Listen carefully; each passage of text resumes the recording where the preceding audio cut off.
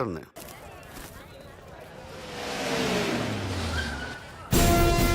ఎక్కడి నుంచి వస్తున్నావు? నాకు తెలుసు, ప్రకాష్ దగ్గర నుంచి కదూ. తంబు మర్డర్ కేసు ఇన్వెస్టిగేషన్ చేసింది నేనే. అతన్ని నేను కావాలని చంపలేదు సార్. ఒక కుర్రాన్ని కాపాడే ప్రయత్నంలో అలా జరిగింది. తెలిసి చేసినా తెలియక చేసినా తప్పే అని ఫీల్ అయ్యాను. అందుకే ఆ ప్రకాష్ని కలవడానికి వెళ్ళాను. తంబుని చంపటం తప్పు కాదు పార్థు.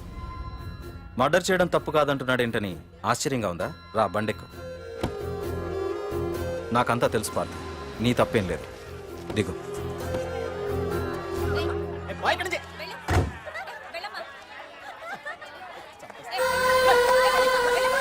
ఆమెవరో తెలుసా?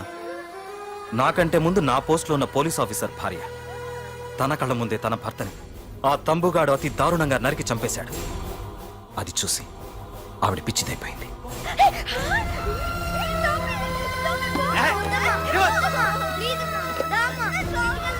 ఆ కుర్రాడు ఆవిడ కొడుకు. చదువుకుంటూ ఆడుకోవాల్సిన వయసులో తన పిచ్చి తల్లిని జాగ్రత్తగా చూసుకోవడానికి రోడ్డున పడ్డాడు. ఆ పెద్దాయన్ని చూడు.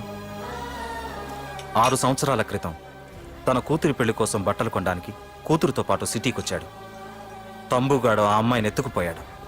ఆ రోజు నుంచి ఈ రోజు వరకు తన కూతురు ఉందో లేదో తెలియకపోయినా ఎప్పటికైనా తిరిగి ఇవ్వకపోతారా అన్న చిన్న ఆశతో ఈ సిటీలో ఉండిపోయాడు. వీళ్లే కాదు పార్థు, ఒక్కసారి అటు చూడు. పశువులు కూడా ఉండలేని ఈ మురికి నీళ్ల పక్కన వీళ్ళు ఎందుకుంటున్నారో తెలుసా? ఆ ప్రకాష్ గాడు తన తమ్ముడి పేరు మీద మల్టీప్లెక్స్ కట్టడానికి వీళ్ళుండే ఇళ్లని ఖాళీ చేయించి తన సొంతం చేసుకున్నాడు. వాణ్ణి ఎదిరించలేక వేరే దారి లేక వీళ్ళంతా ఈ దుర్భరమైన జీవితాన్ని గడుపుతున్నారు. ఇప్పుడు చెప్పు పార్థు, తంబుని చంపడం తప్పని ఇంకా నువ్వు ఫీల్ అవుతున్నావా? నువ్వు అడగచ్చు, ఇన్ని జరుగుతుంటే మీరేం చేస్తున్నారని. మా అధికారమే మాకు అడ్డమైంది. ప్రకాష్ గారిని టచ్ చేస్తే చాలు మినిస్టర్స్ నుంచి ఫోన్ కాల్స్, ఒక్కడుగు ముందుకేస్తే చాలు వెనక్కి రమ్మని హైకమాండ్ నుంచి ఆర్డర్స్. నా దృష్టిలో ప్రకాష్ని అరెస్ట్ చేయకపోవడం ఎంత తప్పో నిన్ను అరెస్ట్ చేయడం కూడా అంతే తప్పు. ఇదిగో నీ పర్స్. తంబు డెడ్ బాడీ దగ్గర దొరికింది. పార్థు, నిశ్చింతగా ఊరెళ్ళి నువ్వు ప్రేమించిన అమ్మాయిని పెళ్లి చేసుకుని హ్యాపీగా ఉండు. చూడు, నిన్ను నువ్వు రక్షించుకోవడానికి ఆ ప్రకాష్ని గాని వాడి మనుషుల్ని కానీ ఏమైనా చేయి. నీ వెనక నేనున్నాను. Wish you all the best.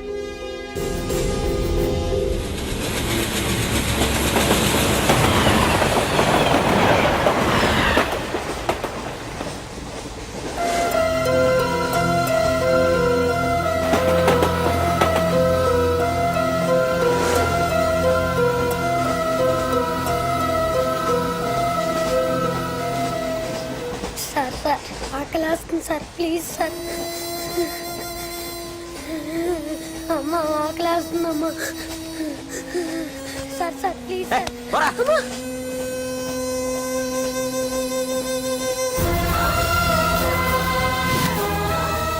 APJ Abdul Kalam.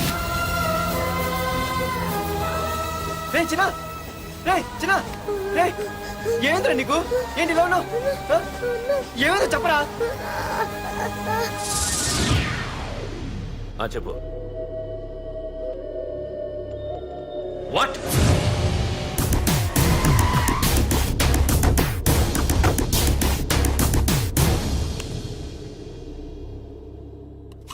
అన్నా, తమ్ముడిని చంపింది వరదరాజులు కాదన్నా, ఓ కాలేజీ కుర్రాడు.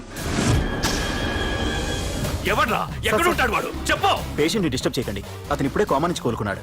చనిపోయే ప్రమాదం ఉంది. రే, నా తమ్ముడు ఆల్రెడీ చచ్చిపోయాడు రా. వెళ్ళు. చెప్పు. అన్నా, ఆడెక్కడ ఉంటాడో తెలియదు కానీ ఆడితో పాటు స్కూల్ కుర్రాడు కూడా ఉన్నాడన్నా. రే, వీడిని బండి ఎక్కించండి. అలాగే అన్నా.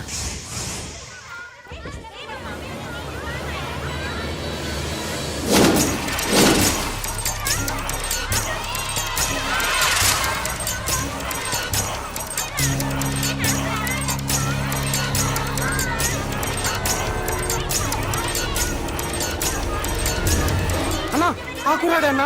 రే బాబీ ఆగరా. మర్యాదగా చెప్పు. నిజంగా అతను ఎవరో మాకు తెలియదు సార్. తెలియకుండానే వాడితో మీ కొడుకుని స్టేషన్కి పంపించారా? చెప్పు. చెప్పు చెప్పు చెప్పు చెప్పు చెప్పు చెప్పు చెప్పు.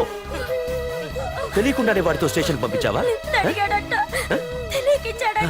చెప్పు.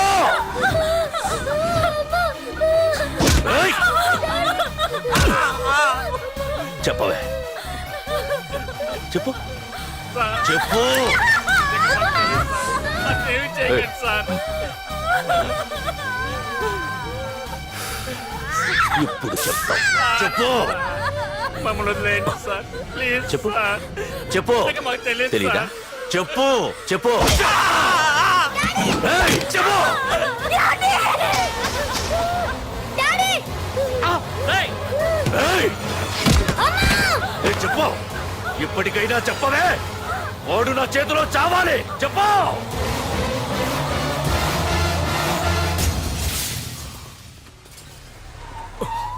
సార్ వాడి గురించి ఇన్ఫర్మేషన్ తెలిసింది సార్. ఇది వాడి ఫోటో. అన్న వీడే వీడే అన్న తమ్ముడు చంపింది వీడే.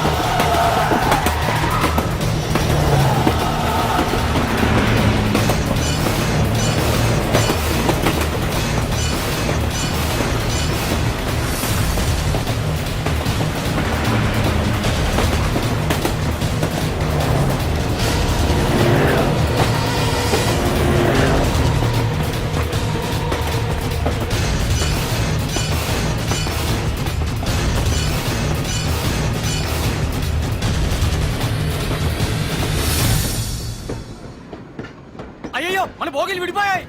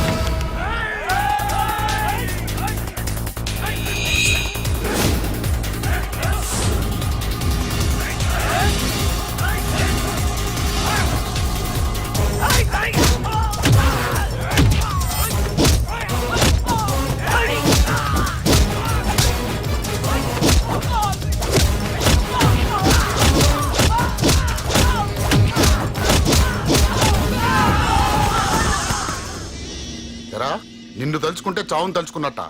అంత మగాడివా? ఇప్పుడు తలుచుకోరా, ఎవరిని తలుచుకుంటావు?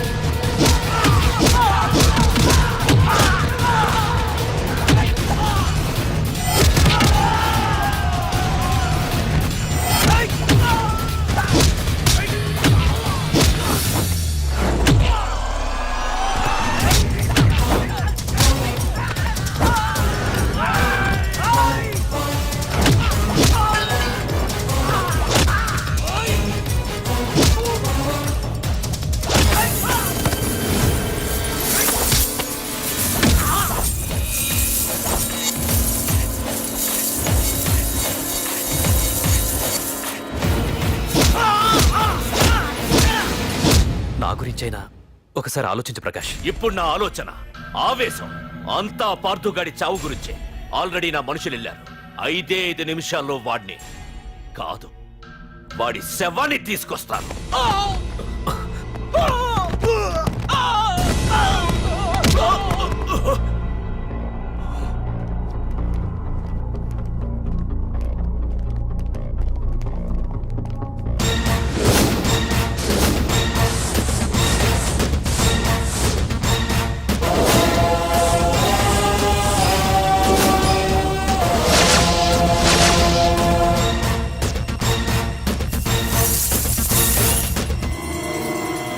పార్థు, రేయ్, నువ్వు జీవితంలో ఏ తప్పైతే చేయకూడదు అదే చేశావు. నన్ను నన్ను టెన్షన్ పెట్టావు. నా మూలంగా అభంశుభం తెలియని పసివాడి తల్లిదండ్రులను చంపి వీన్ని అడుక్కు తిని అనాథం చేశావు. నీ వల్ల అన్యాయం అయిపోయిన ఈ పసివాడి మీద ప్రమాణం చేసి చెప్తున్నా, నా పెళ్లికి పంతులు పంచాంగం చూసి పెట్టిన ముహూర్తం ఈ 28. అప్పటి వరకు నేను ఇక్కడే ఉంటా. నీ ప్రతి అడుక్కి ఎదురొస్తా. నీ రౌడీ రాజ్యాన్ని నేలకూలుస్తా. నీ రాక్షసత్వం వల్ల ఇప్పుడు వీడు ఏ స్థితిలో అయితే ఉన్నాడో అదే స్థితికి నిన్ను తెచ్చి నడి రోడ్డు మీద నిలబెడతా. దానికి నేను పెట్టిన ముహూర్తం ఈ నెల 19. తెచ్చుకో. నీ బ్రాంచీల నుండి జనాల్ని తెచ్చుకుంటావో, నీ గొడవల నుండి ఆయుధాలు తెచ్చుకుంటావో. ఒరే ప్రకాష్, పొరపాటున నా పొరచేయి తగిలితేనే పైకి పోయాడు నీ తమ్ముడు. అదే నే మనసు పెట్టి పిడికిలి బిగించి కొట్టానంటే పునర్జన్మ లేకుండా పోతావు.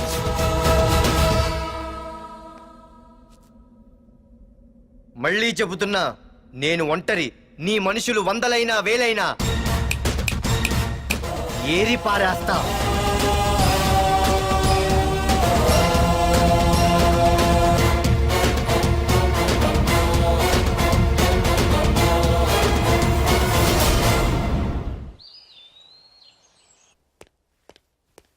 నాన్నా, పార్థు ఏం నాన్నా? నేను ఇంత టెన్షన్ పడుతుంటే నువ్వేం మాట్లాడవేంటి? పార్థు తనని నమ్ముకున్న వాళ్ళని టెన్షన్ పెట్టడు, తనతో పెట్టుకున్న వాళ్ళకి టెన్షన్ పెడతాడు. అవునమ్మా, ఒక్క ప్రకాష్ కాదు, 100 మంది ప్రకాష్లు అడ్డొచ్చినా వాళ్ళంతు చూసి పెట్టిన ముహూర్తానికొచ్చి నీ మెళ్ళో తాళి కడతాడు.